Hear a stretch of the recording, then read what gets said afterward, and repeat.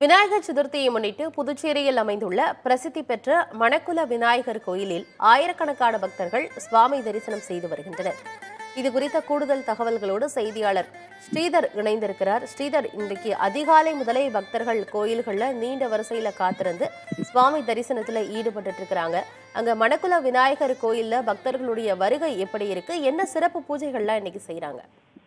புதுவை மாநிலம் என்றாலே மிகப்பெரிய அளவில் நினைவுக்கு வருவது மணக்குள விநாயகர் கோயில் தான். காரணம், வெளிநாட்டிலிருந்து வருவோர் அனைவருமே மணக்குள விநாயகருக்கு தரிசிப்பார்கள். அந்த அளவுக்கு உலக புகழ் பெற்றது இந்த பிரசித்தி பெற்ற மணக்குள விநாயகர் கோயில். இதில் தினந்தோறும் காலை வேளையில் சாமி தரிசனம் அனுமதிக்கப்படும். அதன் பிறகு பிற்பகலில் கோயில் நடை சாற்றப்படும். ஆனால் இன்று விநாயகர் சதுர்த்தி என்பதால் அதிகாலையிலே கோயிலில் சிறப்பு அபிஷேகங்கள் செய்யப்பட்டு சிறப்பு அலங்காரத்தில் விநாயகர் மூலவரும் உற்சவரும் அங்கு காட்சியளிக்கிறார். இதனை காண அதிகாலையிலிருந்தே நீண்ட வரிசையில் பக்தர்கள் நிற்கும் காட்சியை நாம் பார்த்து கொண்டிருக்கிறோம்.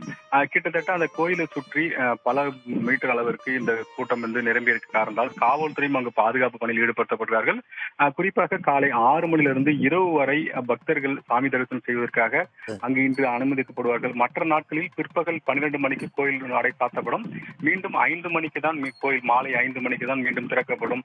ஆனால் இன்று விநாயகர் சதுர்த்தி என்பதால் பக்தர்கள் அதிக அளவு வருவார் என்ற காரணத்தால் தொடர்ந்து கோயில் திறந்திருக்கும். இதனால் பொதுமக்கள் பக்தர்களும் அமைதி காக்க வேண்டும், நீண்ட வரிசையில் நின்று சாமி தரிசனம் செய்வதற்கான ஏற்பாடை கோயில் நிர்வாகம் செய்திருக்கிறார்கள். அதே சமயத்தில் கோயிலுக்கு வரும் அனைத்து பக்தர்களுக்கும் பிரசாதம் வழங்குவதற்கான ஏற்பாடும் கோயில் நிர்வாகம் செய்திருக்கிறது. உலகம் முழுவதும் இருந்து அங்கு புதுவையில் வந்திருக்கிற பெரும்பாலான சுற்றுலா பயணிகள் அதிகாலையிலிருந்தே அங்கு குவிய தொடங்கிவிட்டார்கள். இன்று மாலைக்குள் லட்சத்தை தொடும் என்று எதிர்பார்க்கப்படுகிறது. இதன் காரணமாக காவல்துறையும் அங்கு அதிக அளவில் பாதுகாப்பு பணியில் ஈடுபடுத்தப்பட்டிருக்கிறார்கள். தகவல்களுக்கு நன்றி ஸ்ரீதர்.